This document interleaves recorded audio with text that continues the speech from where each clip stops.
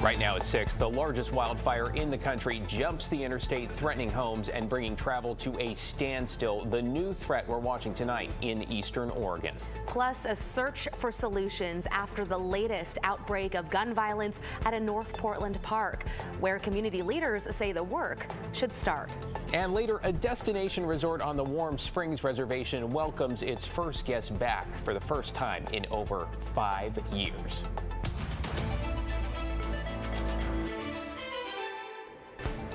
Good evening. We begin at 6 with extremely dangerous fire weather conditions across much of Oregon, including the potential for gusty winds, flash flooding, and lightning. Thanks for joining us. I'm David Molko. And I'm Christine Pitawanich. Right now, Baker County is dealing with an urgent situation. Officials there say the massive Durkee fire has now jumped I-84 about 2 miles north of the city of Huntington. It's home to about 500 people and has been under level 3 evacuation orders for a couple of days now. That stretch of I-84 is completely closed to traffic. Really touch and go. We have team coverage beginning with Chief Meteorologist Matt Zafino. Matt, sounds like a very rough evening for some parts of the state. It certainly has been. We've had new thunderstorms all afternoon. A strong one went through Baker City just a bit ago. So I'll show you Doppler radar right now. And you can see the lightning is still flaring up to the southwest of Burns, but this whole line continues to migrate to the northeast at a pretty good clip. And some of these storms have already become severe. This one to the west of Ontario has the potential to do just that. A ton of lightning with these storms, a little different than what we had a week ago when we had a lot of lightning, which started a lot of the fires we're dealing with right now, but those storms produce very little rain. These storms are producing at least some rain. With that comes the potential for large hail, though. This storm to the west of Haines right now, northwest of Baker City, over the Elkhorns near Anthony Lakes.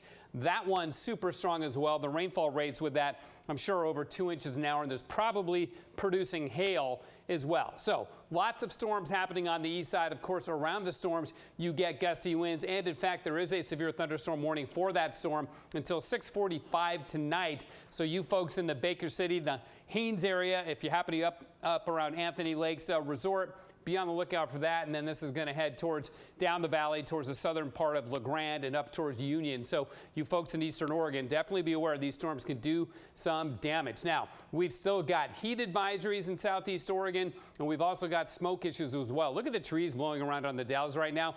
The winds gusting to 33, but we've had gusts of 40 miles an hour.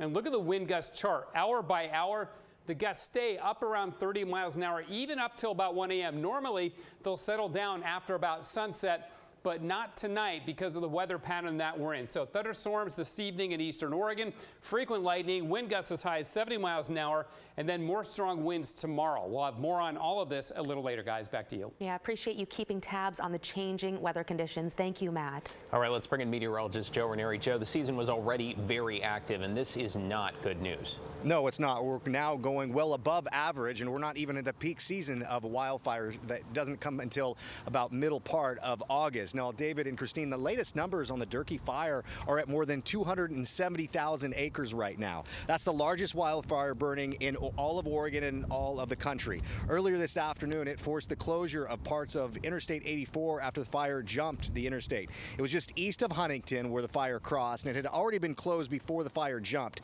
Here's some time-lapse video that shows how quickly the lightning-caused fire has grown. A spokesperson with ODOT is urging drivers to avoid the area and to take Highway 20 to get around the fire. Here's some other advice if you're trying to get to or from eastern Oregon. Try not to use your GPS. Stay off of those county roads, those forest roads, because again, we don't know what those conditions are. And if it's on trip check that it's closed, it's a good chance that it's going to be closed. And I spoke with a fire meteorologist with the Northwest Interagency Coordination Center who told me we should expect to be in wildfire season and deal with the threat of wildfires all the way into September. And right now, 34 wildfires are burning across the state. Back to you. Yeah, that is the reality check as we're just getting started here. Thank you, Joe. Speaking of some of those, we want to update you on 2 smaller fires we're watching around the Columbia River Gorge. You heard those wind gusts Matt mentioned there in the Dalles. First, the Whiskey Creek fire in Hood River County. It's burning 6 miles southeast of Cascade Locks in the Hatfield Wilderness. It sparked on Saturday and burned just a few acres then, but then it has flared up in the last couple days to nearly 300 acres. The good news right now, there are no evacuation advisories. And to the east, crews have slowed the growth of the the microwave tower fire. It has burned about 7,000 acres on the Hood River-Wasco County line near Mosier. Level 3 evacuation orders remain in effect for people living south of Highway 30 to Proctor Road and west of Mosier city limits. Mosier itself is still under a Level 2 BSET evacuation notice. You can stay with KGW for continuing coverage throughout wildfire season. We've got a running list of all the major fires up right now at kgw.com. You can also find updated information as well as links to evacuations and closures.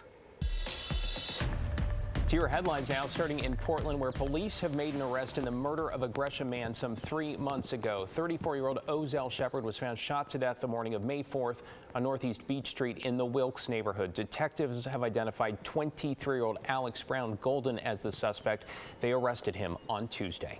A Portland woman whose dogs attacked and killed a 6-year-old boy late last year has been indicted on felony charges. Last December, the child's grandmother dropped him off at her friend's Northeast Portland home to be taken to school.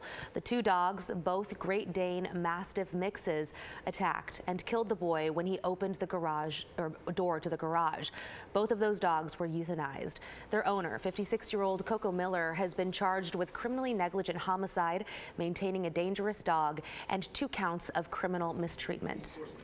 The former Westview High School football coach who allegedly slapped and shook players awake during an overnight football camp appeared before a judge today for the first time. 32-year-old Jamal Anthony Jones is facing 12 counts of misdemeanor harassment.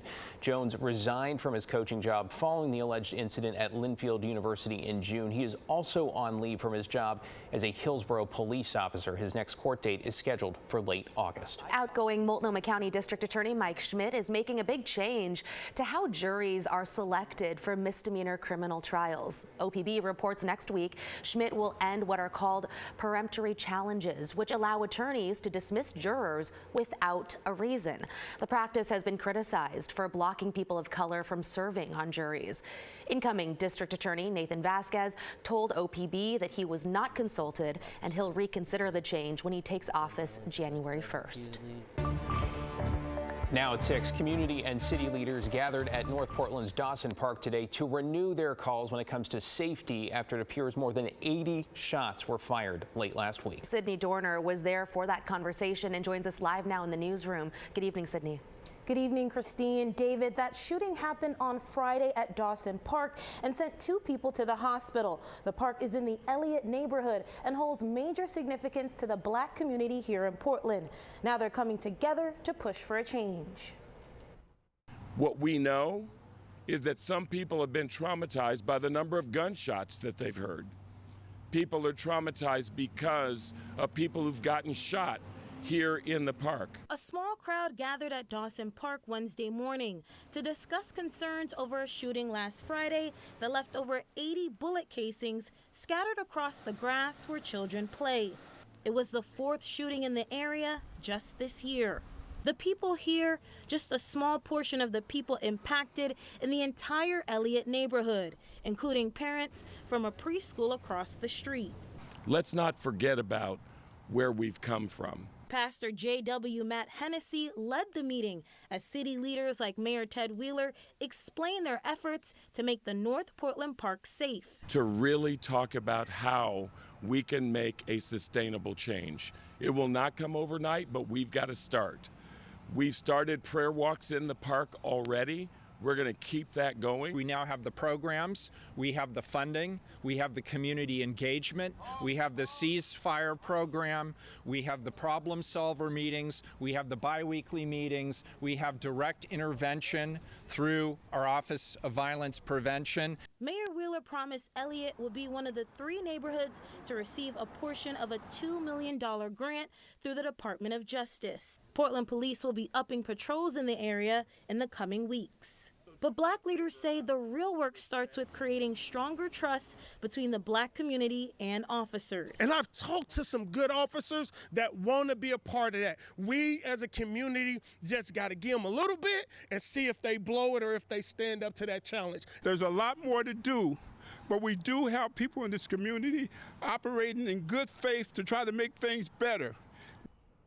Now, the other two neighborhoods receiving federal funding to reduce violence are Hazelwood and Powellhurst Gilbert. David, Christine, back to you. Thank you, Sydney. Appreciate that update there. And straight ahead at 6, a Central Oregon resort back in business, and we were there for opening day.